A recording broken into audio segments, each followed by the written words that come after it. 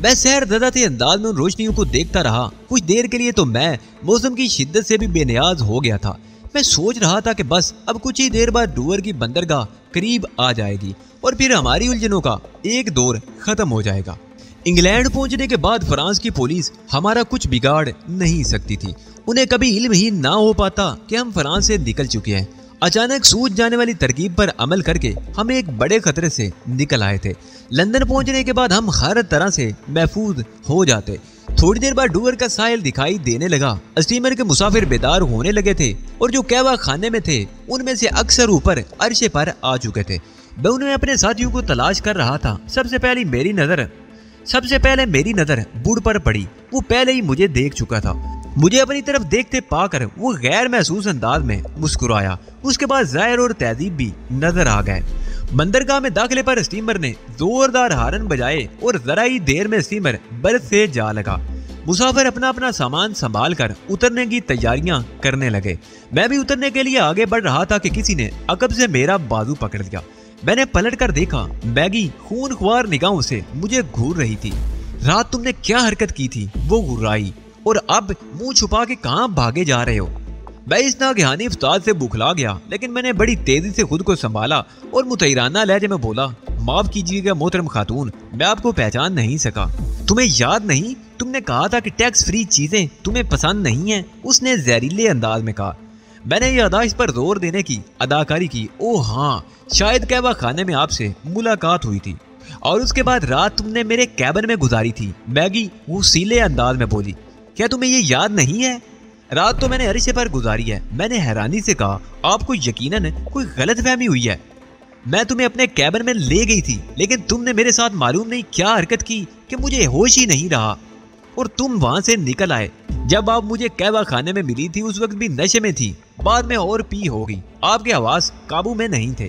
मालूम नहीं नशे में आपको किस किस्म की गलतफहमी हुई है।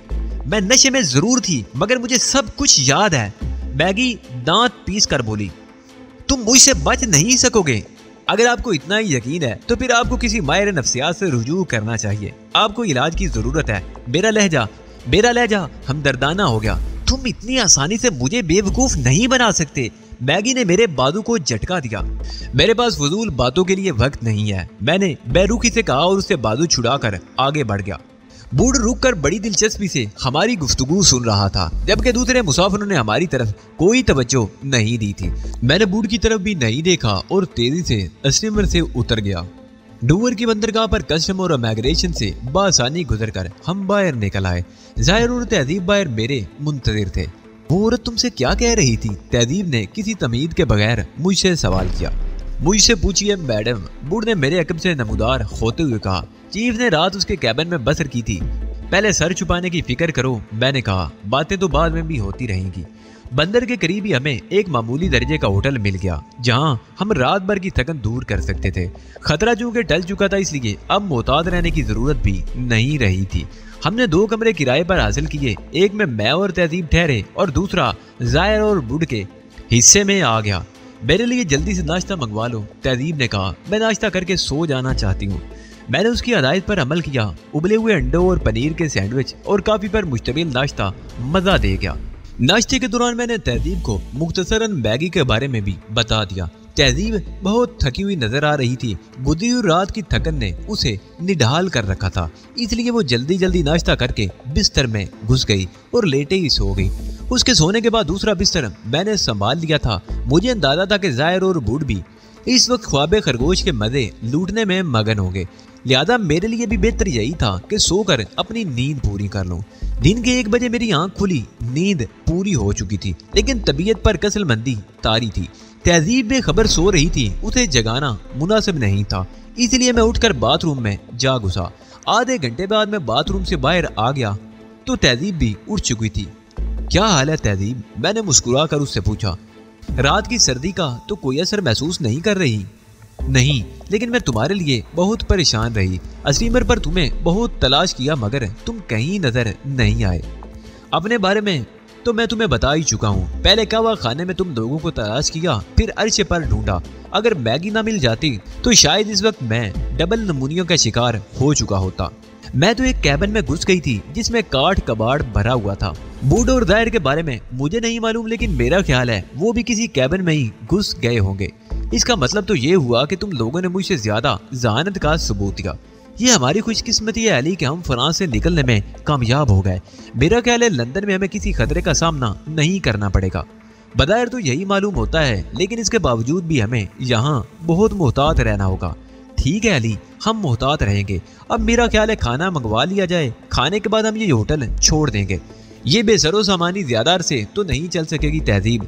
होटल तब्दील करने से कबल बेहतर ये होगा कि हम रोज़मर्रा इस्तेमाल के लिए कुछ सामान खरीद लें। वो तो जाहिर है अली, दूसरे होटल में क़याम से कबल हम बाजार से काफ़ी खरीदारी करेंगे ताकि कोई हम पर किसी किस्म का शुबा ना कर सके। खाने से फारिग होकर हम जाहिर और बूढ़ के कमरे की तरफ गए। वो दोनों बड़े मजे से बैठे बातें कर रहे थे और किसी बात पर हंस रहे थे। हमें देखकर दोनों खड़े हो गए।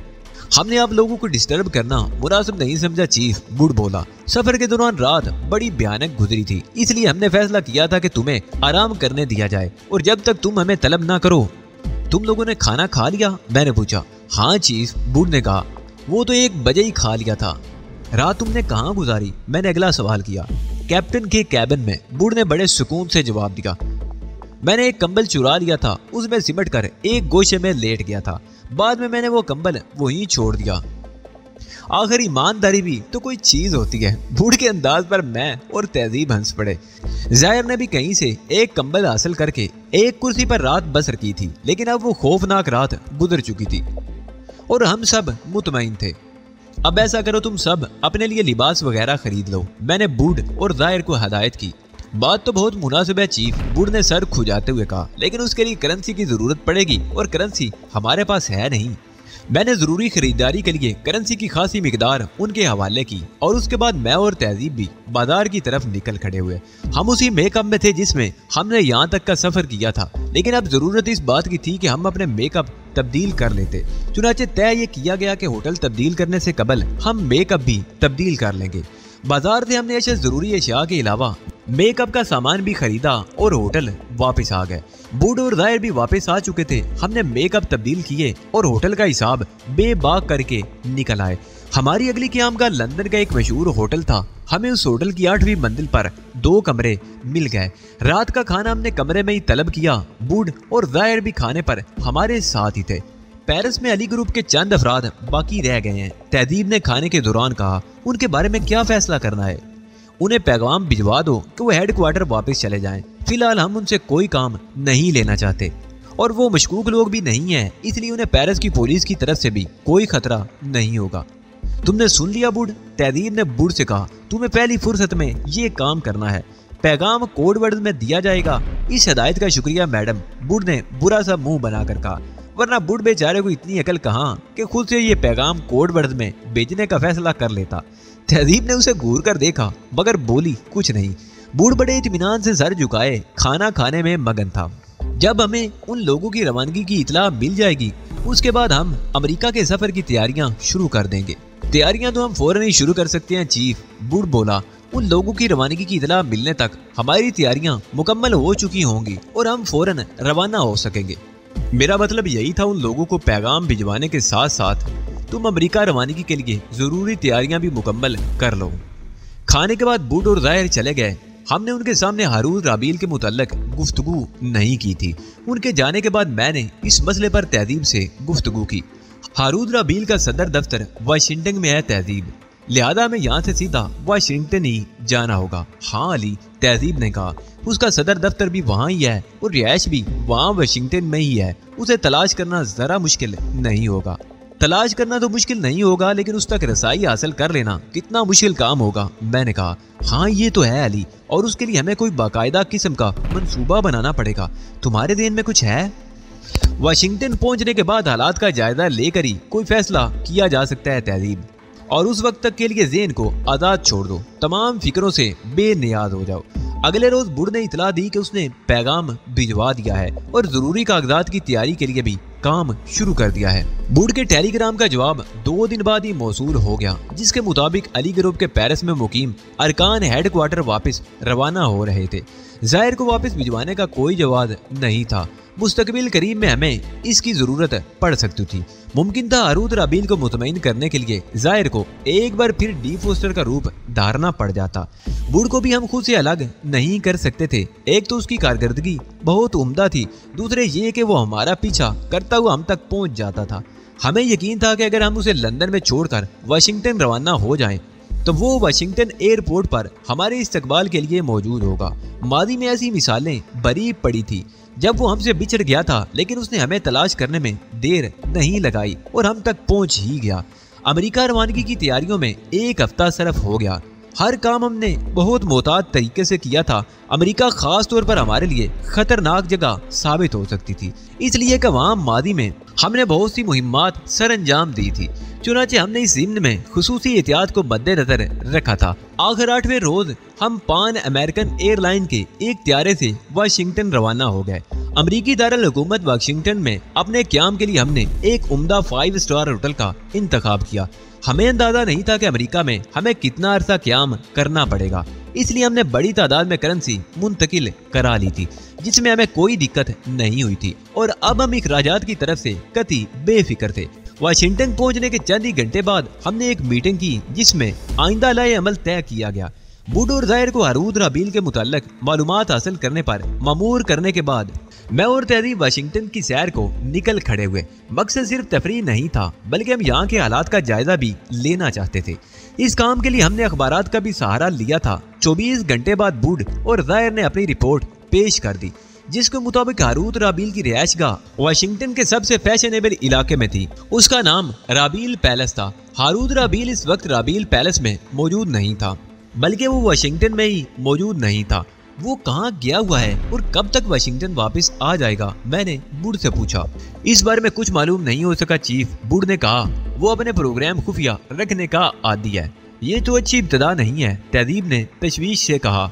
ये मालूम होना तो जरूरी है कि वो कब वापस आएगा। आज से तीसरे रोज चैम्बर ऑफ कॉमर्स की एक मीटिंग हो रही है, बूढ़ ने कहा। उस मीटिंग में हारूद राबील की शिरकत यकीनी है। इतना बहुत काफी है, मैंने कहा। जाहिर तुम प्रेस फोटोग्राफर की हैसियत से काम शुरू कर दो। कोशिश करो कि 2 दिन में मुतलका हल्के के कुछ लोग तुम्हें प्रेस फोटोग्राफर की हैसियत से जानने लगे। चैम्बर ऑफ कॉमर्स की इस मीटिंग में तुम खास तौर पर हारूद राबील की तस्वीरें बनाओगे। मुमकिन है किसी मौके पर यह तस्वीर हमारे किसी काम आ सके। फौरी तौर पर काम शुरू कर दो। जाहिर सारी लाकर चला गया और मैं बूढ़ की तरफ मुतवज्जो हो गया।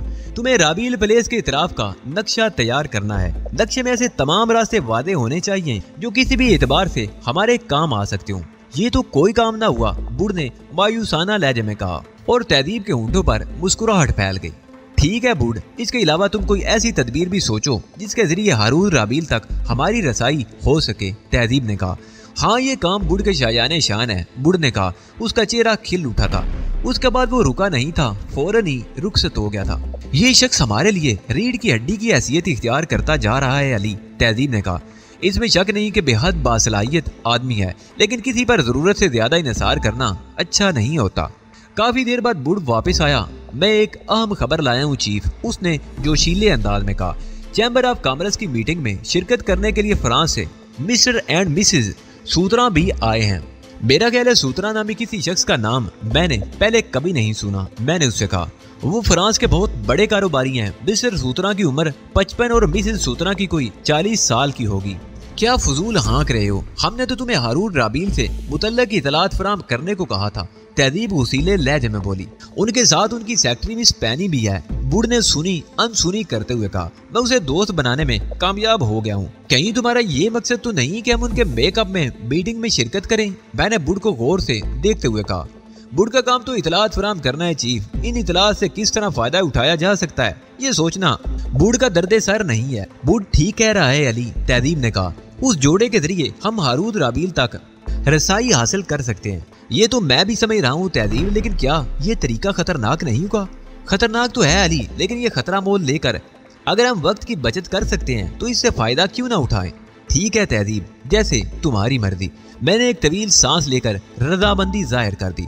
दरअसल चीफ, तुम्हें उन लोगों के बारे में बताने का मकसद ये भी था क्योंकि वो बराह रास्त उस मीटिंग में शिरकत कर रहे हैं, और अगर तुम पसंद करो तो मैडम पर भी बासानी मिसेस सूत्रा का मेकअप हो जाएगा। मसला ये भी तो है बूढ़ के मिस्टर एंड मिसेस सूत्रा को उस मीटिंग में शिरकत से बाज कैसे रखा जाए। उसकी फिक्र मत करो चीफ, बूढ़ सारा इंतजाम कर लेगा। तुम सिर्फ ये बताओ कि क्या ये हैसियत बरकरार रखोगे या सिर्फ एक आर्जी मुलाकात के लिए उन्हें मुंतखब करोगे।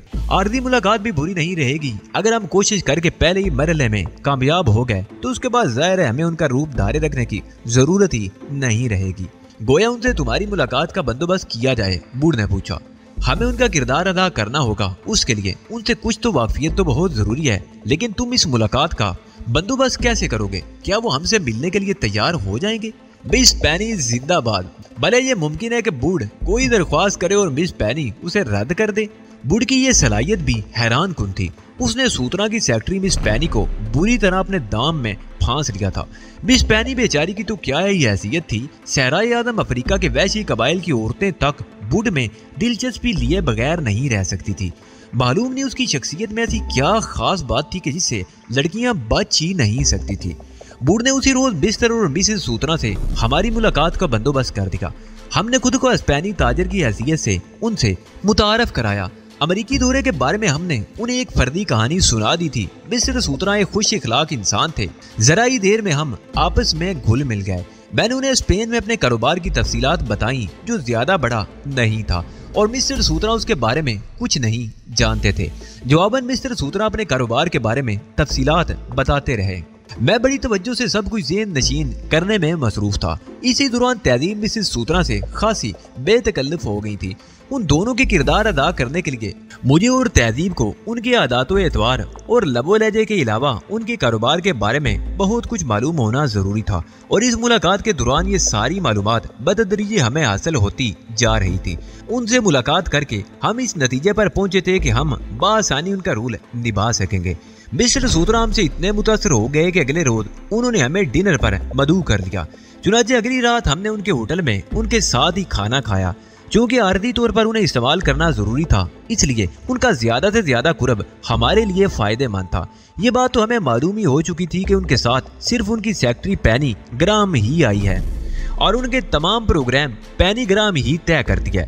यहाँ तक कि वो उनके कारोबारी उमूर में भी बड़ी हद तक दखील है। पैनी ग्राम के गिर्द बूढ़ ने अपना जाल बहुत मजबूत कर लिया था, इसलिए हमें बूढ़ के जरिए उससे ये भी मालूम हो गया कि mister and missus Sutra meeting में अपना क्या मौक़िफ़ पेश करेंगे। अब तो उस शख्स की सलाहियतों पर हैरत भी नहीं होती थी। तहजीब ने कहा, उसने हमारे लिए कितनी आसानियां पैदा कर दी हैं, वरना शायद हमें हारूत राबील तक रसाई हासिल करने में बहुत मुश्किलात पेश आती। सलाहियतें हर शख्स में मौजूद होती हैं तहजीब, मैंने कहा। कोई उन्हें बरवेकार ले आता है और कोई अपनी सलाहियतें जाया कर देता है। बूढ़ अपनी सलाहियतों को इस्तेमाल करने के हुनर से वाकिफ है। तीसरे रोज रात के 9:30 बजे हमें चैम्बर ऑफ कॉमर्स की मीटिंग में शिरकत के लिए जाना पड़ा।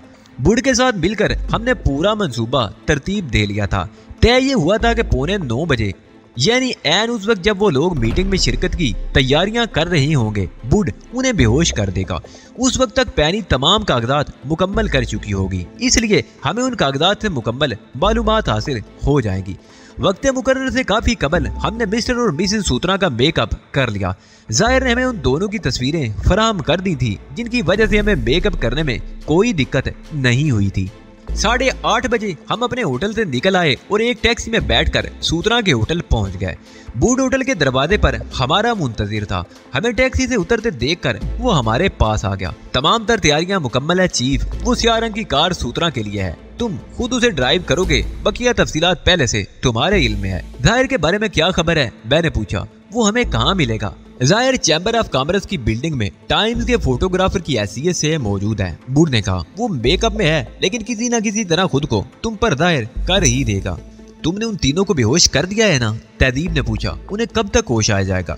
बेहोशी की जो दवा मैंने उन्हें इस्तेमाल कराई है, वो उन्हें 12 घंटे से कबल होश में नहीं आने देगी। वो तीनों अपने कमरों में 12 घंटे तक बेहोश पड़े रहेंगे। इसी दौरान तुम्हें अपना काम मुकम्मल कर लेना होगा। 12 घंटे भी हमारे लिए बहुत है बूढ़, मैंने कहा, लेकिन इस दौरान अगर उनकी बेहोशी का राज फाश हो गया तो क्या होगा? कमाल करते हो चीफ, अभी तुम होटल के अकबी ज़ैनों से ऊपर जाओगे और वापस उतरते हुए काउंटर पर कमरों की चाबियां दोगे तो भला किसी को क्या पड़ी है कि तुम्हारी गैर मौजूदगी, मेरा मतलब है मिस्टर और मिसेस सूत्रा की गैर मौजूदगी में उनके कमरों में जाने की कोशिश करे। उसके बावजूद अगर तुम चाहो तो मैं यहीं रुक कर उनकी निगरानी करूं। हम किसी मामूली सी बेपरवाही से खुद को खतरे में नहीं डाल सकते बूढ़, इसलिए बेहतर यही होगा कि तुम यहाँ रुक कर हालात पर नजर रखो। ओके चीफ, बूढ़ ने कहा, मैं यहीं रुकूंगा, तुम अपना काम मुकम्मल करके 9 बजे तक वापस आ जाना। मैं और Tehzeeb Malcolm ex mister and missus Sutra के मेकअप में अकबी जीनों से ऊपर आ गए और फिर चाबियां लेकर नीचे उतर आए। हमने चाबियां काउंटर पर जमा कराई और उसके बाद हम होटल से बाहर निकल आए। बूढ़ का कोई पता नहीं था, उसने स्याह कार की चाबियां पहले ही हमारे हवाले कर दी थी। कार की ड्राइविंग सीट पर बैठकर मैंने कागजात पर एक निगाह डाली। मीटिंग में शिरकत का दावतनामा था और कॉन्फ्रेंस में अपने कारोबार की नुमाइंदगी करने के लिए कुछ जरूरी पॉइंट्स थे। मैंने मुतमईन होकर कार स्टार्ट कर दी। चैम्बर ऑफ कॉमर्स बिल्डिंग के गेट पर हमारे कागजात चेक किए गए और उसके बाद हमें कॉन्फ्रेंस में पहुंचा दिया गया। हम मिस्टर और मिसेस सूत्रा के लिए मखसूस नशिस्तों पर बैठ गए। काफी शुरका आ चुके थे और मजीद शुरका की आमद का सिलसिला जारी था। हमें अपनी नशिस्तों पर बैठे थोड़ी देर हुई थी कि एक फोटोग्राफर हमारे पास आया। उसने हमसे तस्वीरें खिंचवाने की दरख्वास्त की और हमें तरतीब से बिठाकर कैमरे का लेंस दुरुस्त करने लगा।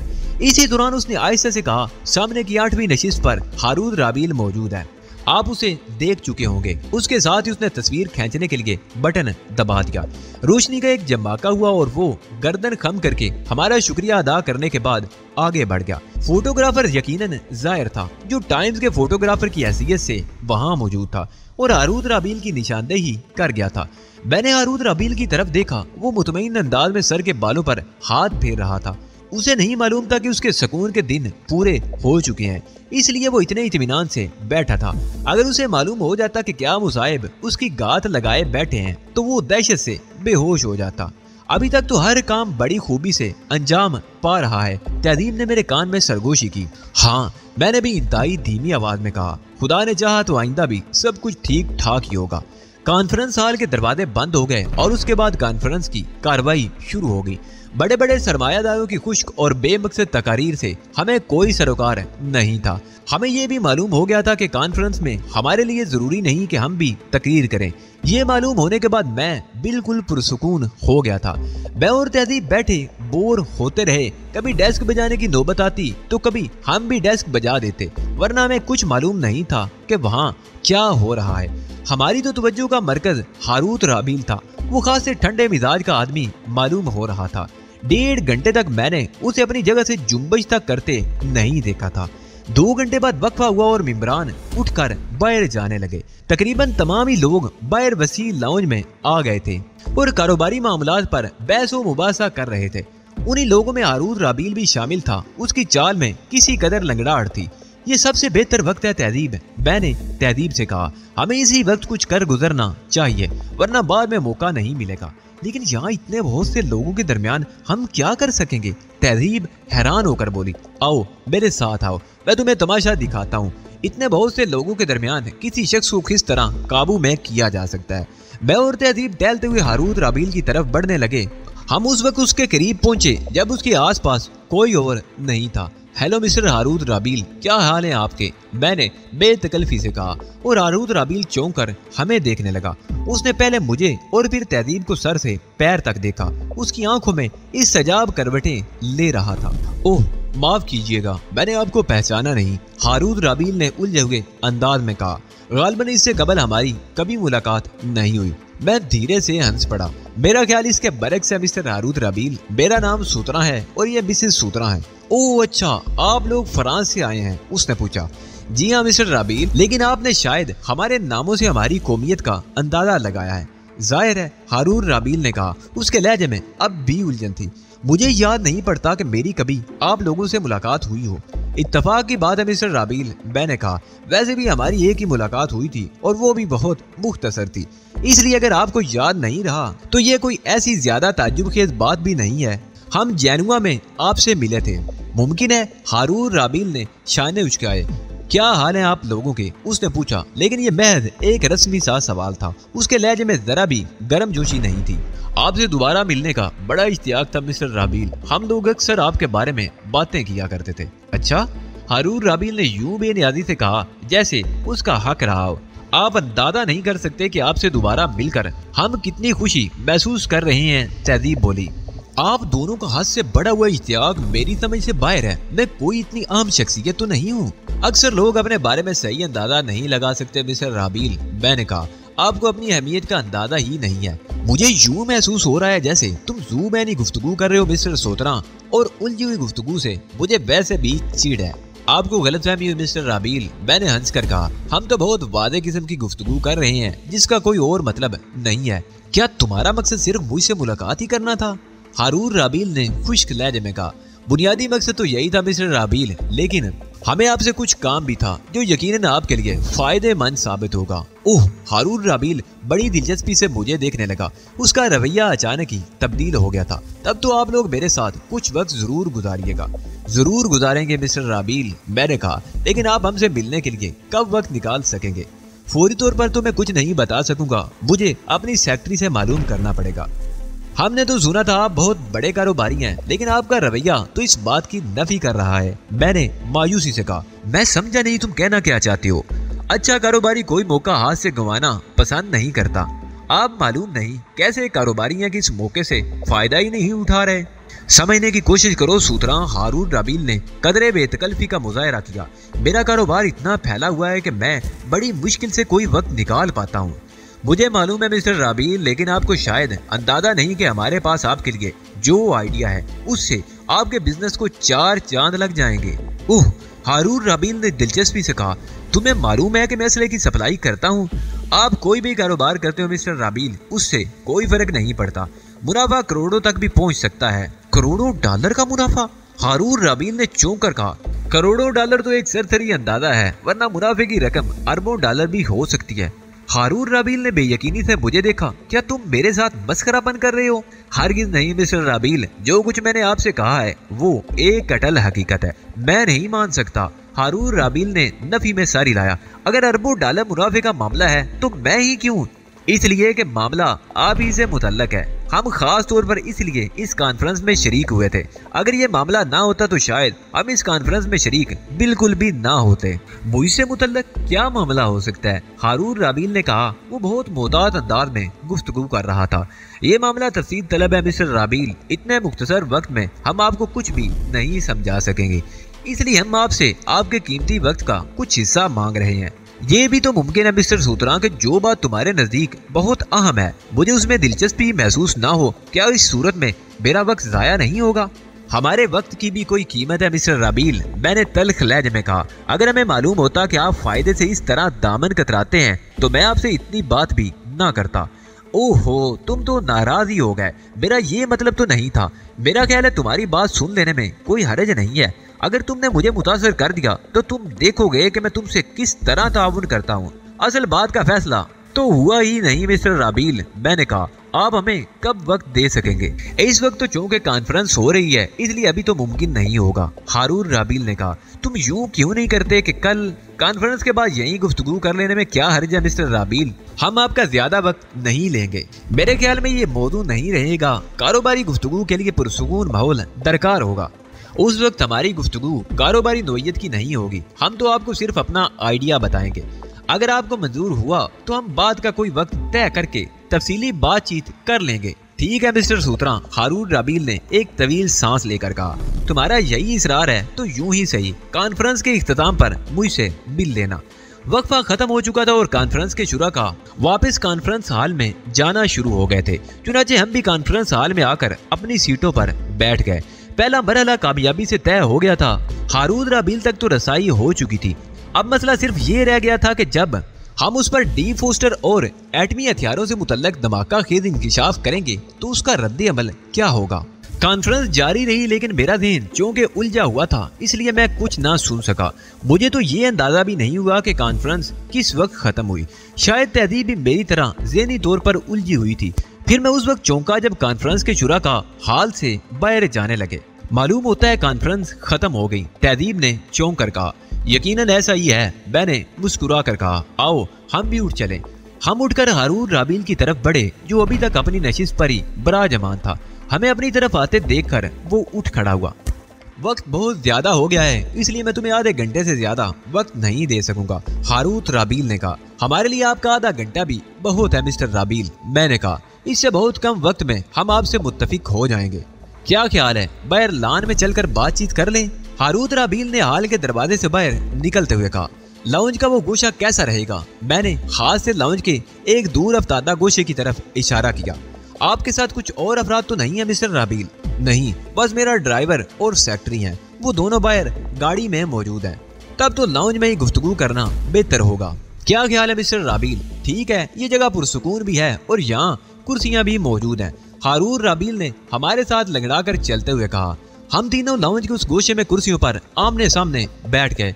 हारून राबील ने बैठते ही अपनी कलाई पर बंधी हुई कीमती तलाई घड़ी पर निगाह डाली। आधे घंटे के अंदर अंदर आप अगर मुझे मुतासर ना कर सके मिस्टर सूत्रा, तो उसके बाद मुझे माजूर समझिएगा, इसलिए कि इससे ज्यादा वक्त मैं आपको नहीं दे सकूंगा। और अगर हम आपको मुतासर करने में कामयाब हो गए मिस्टर, तो फिर आपका रवैया कैसा होगा? मैंने पूछा। अगर ऐसा हो गया, हारून राबील ने मुस्कुरा कर कहा, तो फिर वक्त की कोई अहमियत नहीं रह जाएगी। मैं आपसे पहले ही कह चुका हूं मिस्टर राबील कि मैं इससे बहुत कम वक्त में आपको खुद से मुत्तफिक कर लूंगा। दरअसल जो आइडिया मैं आपके सामने पेश करने वाला हूं, वो आपके अजीमुशान कारोबार से ही मुतल्लक है। आप असले की सप्लाई का काम बहुत आला पैमाने पर करते हैं। उस बारे में यहाँ तक कहा जाता है कि बाज़ मुल्क लड़ी सिर्फ इसलिए रहे हैं कि आपका असला फरोख्त होता रहे। हारून राबील का चेहरा बेतासर हो गया और उसने सर निगाहों से मुझे देखा। लोगों ने अपनी अपनी बिसात के मुताबिक मेरे बारे में बहुत सी कहानियां गढ़ रखी हैं। उसने सपाट लहजे में कहा, चूंकि लोगों का काम ही चहमगोइयां करना होता है, इसलिए मैं ऐसी बातों पर ज्यादा तवज्जो नहीं देता। मैं कभी ऐसी बातों की तायद या तरदीद करने की जरूरत ही महसूस नहीं करता। इस किस्म की कहानियां मेरे लिए नई नहीं है मिस्टर सूत्रा, इसलिए मैं आपको मशवरा दूंगा कि इन मनगढ़ंत दास्तानों से सरफे नजर करते हुए असल बात की तरफ आ जाइए। इतने बड़े कारोबार को संभालना भी तो मसला ही होता है मिस्टर राबील। ये आप ही का हौसला है कि आप इतने वसी कारोबार को निहायत कामयाबी से संभाले हुए हैं। मैं आपकी इस बात से भी मुतासर नहीं हो सका मिस्टर सूत्रा, इसमें मेरा अरबों डॉलर का फायदा कहाँ है? हारून राबील ने खालिसतन यहूदियों वाले अंदाज में कहा। उसके अल्फाज से तमा जाहिर हो रही थी, लेकिन उसका लहजा सपाट और बेतासर था। फायदा भी जाहिर हो जाएगा मिस्टर राबील, मैंने बड़े सुकून से कहा। फर्ज कीजिए मैं आपको कोई ऐसी बात बताऊं जिसके नतीजे में आप किसी मुतवक्को नुकसान से बच सकें, तो क्या ये बात आपके लिए फायदेमंद नहीं होगी? हारून राबील की आंखों में हल्के से जज्बाती तगय्युर के आसार नमूदार हुए। मैं बिल्कुल नहीं समझा मिस्टर सूत्रा, उसने खुश्क लहजे में कहा। शायद मोमो में गुफ्तगू करना तुम्हारी आदत है। मैंने तो बहुत वादे बात किया मिस्टर राबील, आप बहुत बड़े कारोबार के मालिक हैं और अरबों डॉलर मुनाफा इसी कारोबार से हासिल कर रहे हैं। क्या आप ये पसंद नहीं करेंगे कि आपका ये अरबों डॉलर का मुनाफा बरकरार रहे? हारून राबील मुझे घूरने लगा। क्या ये मुनासिब नहीं होगा मिस्टर सूत्रा कि जो कुछ तुम्हें कहना है खुलकर कह डालो? हुकूमत अमेरिका ने आपको खुसूसी मराद दे रखी हैं मिस्टर राबील, वरना निजी शोबे में असला साल फैक्ट्रियों की क़याम की कोई दूसरी मिसाल मिलना शायद नामुमकिन ही हो। तुम दुरुस्त कह रहे हो मिस्टर सूत्रा, हारून राबील ने सर्द मोरी से कहा। इसके अलावा मुझे और भी बहुत सी मराहत हासिल हैं जिनके बारे में तुम अंदाजा भी नहीं लगा सकते। मुझे अंदाजा तो था मिस्टर राबील, लेकिन आपकी ज़बानी अपने अंदाजे की तस्दीक से मुझे बेहद खुशी हुई है। आपको मालूम है कि इस खबर के बाद मेरे आइडिया की कदर कीमत में और भी इजाफा हो गया है। तुम्हारे पास आधे घंटे का वक्त है मिस्टर सूत्रा, मैं तुमसे वादा कर चुका हूँ, इसलिए चाहे तुम कितनी बेसरूपा बातें क्यों ना करो, मैं उन्हें सुनने के लिए मजबूर हूँ। बात दरअसल ये है कि आपका कारोबार हुकूमत अमेरिका से हासिल शुदा मराहत के साथ मशरूत है। क्या आप ये पसंद करेंगे कि हुकूमत अमेरिका आपसे तमाम मराहत वापस ले ले? ना सिर्फ मराहत वापस ले ले, बल्कि आपकी तमाम फैक्ट्रियां भी सील कर दे और आपको गिरफ्तार करके आप पर गद्दारी और शातराना चालें चलने के इल्जाम में मुकदमा चलाए। अगर ये सब कुछ हो जाए तो क्या आपको अरबों डॉलर का नुकसान नहीं होगा? हारून राबील के माथे पर शिकने पड़ गईं। उसने बुमें सुकेड़ कर पहले मुझे और फिर तहजीब को देखा। उसके बाद उसने अपनी कलाई पर बंधी हुई घड़ी में वक्त देखा। वक्त तेजी से गुजर रहा है मिस्टर सूत्रा, उसने अपने मखसूस सपाट और बेतासर लहजे में कहा, और तुम अभी तक मुझे अपनी किसी एक बात से भी मुतासर नहीं कर सके। तब तो मजबूरी है, मैंने ठहरे हुए अंदाज में कहा। डी फोस्टर का हवाला दिए बगैर काम बनता नजर नहीं आता। डी फोस्टर का नाम सुनकर हारून राबील अपने चेहरे का मसनूई नकाब बरकरार नहीं रख सका। उसने यूं पहलू बदला जैसे उसके पहलू में अचानक ही कोई नोकदार चीज चुभ गई हो, लेकिन उसने बड़ी तेजी से खुद को संभाल भी लिया और कदरे मुतजस्सिस अंदाज में बोला, ये डीप फोस्टर क्या चीज है मिस्टर सोतरा? बड़ी जोरदार चीज है मिस्टर राबील, मैंने अपनी बाईं आंख दबा कर कहा। शायद आपको इल्म हो कि उस नादिर अल वजूद शय का ताल्लुक जर्मनी से है।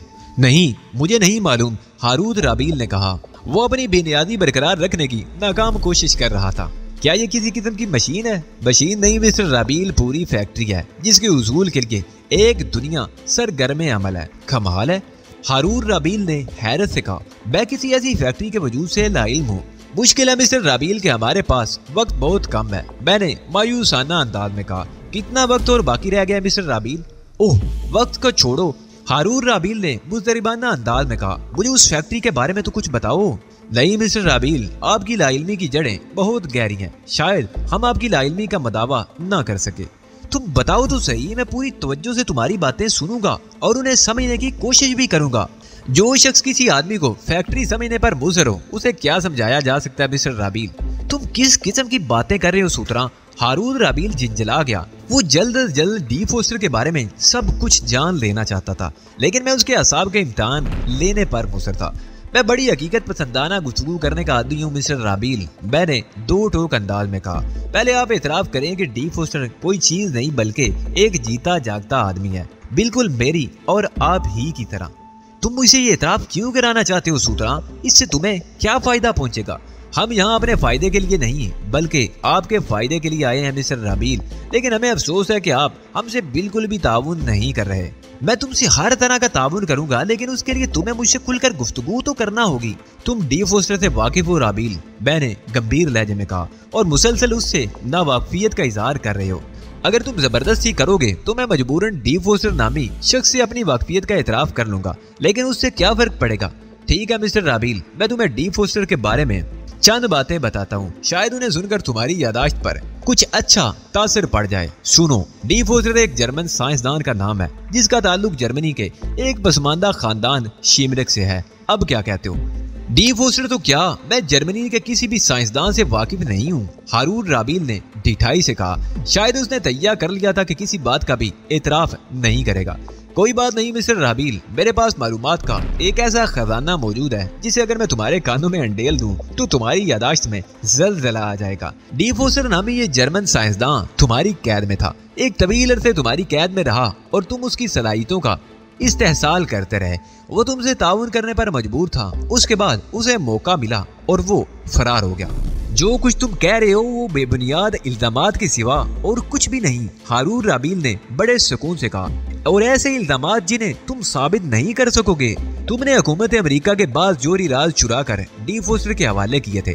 तुम्हारा मंसूबा यह था कि डी फोस्टर की मदद से जोरी हथियार तैयार करके मुख्तलिफ जंगबाज ममालिक को फरोख्त करो। तुम चूंकि सिर्फ आम असला बना सकते हो, जोरी हथियार बनाने की इजाजत ज़ाहिर है तुम्हें नहीं मिल सकती। दूसरी तरफ खुद हुकूमत अमेरिका दीगर ममालिक को जोरी हथियार नहीं देती, इसलिए तुम्हारा ख्याल था कि तुम चोरी छुपे ये हथियार जरूरतमंद मुल्कों को फरोख्त करोगे। आम असले के मुकाबले में जोरी हथियारों की फरोख्त पर तुम्हें सैकड़ों गुना ज्यादा मुनाफा हासिल होने की तवक्को थी। मैं खामोश होकर हारून राबील को देखने लगा। मैं देखना चाहता हूँ कि तुम मुझ पर किस हद तक इल्जामात आयद कर सकते हो। तुम्हारी उस तवक्को पर उस वक्त पानी फिर गया जब डी फोस्टर तुम्हारी कैद से फरार होने में कामयाब हो गया।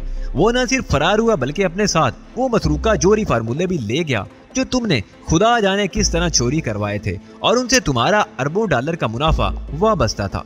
क्या तुम कोई कहानीकार हो सूत्रा? हारून राबील ने हैरत से कहा। तुम्हारे अंदाजे से कहीं ज्यादा मिस्टर राबील, मैंने मुस्कुरा कर कहा। खैर, तो डी फोस्टर के फरार के बाद तुमने अपने एजेंट उसके ताकुब में रवाना किए ताकि डी फोस्टर को मसरूका फार्मूलों समेत बादियाब किया जा सके। डी फोस्टर यहाँ से फरार होकर जर्मनी गया, जहाँ से उसने दुनिया के चंद बड़े ममालिक को फार्मूलों की फरोख्त के लिए दावतनामे अरसाल कर दिए। नतीजा ये हुआ कि पहले बर्लिन और उसके बाद हैम्बर्ग दुनिया के बड़े बड़े ममालिक के एजेंटों का गढ़ बनकर रह गया। एजेंटों की उस भीड़ में तुम्हारे आदमियों के लिए काम करना मुश्किल हो गया, इसलिए कि उन्हें हर हाल में डी फोस्टर को फार्मूलों समेत हासिल करना था, जबकि उसके मुकाबले में दूसरे ममालिक के एजेंटों को डी फोस्टर की जिंदगी से कोई गरज नहीं थी।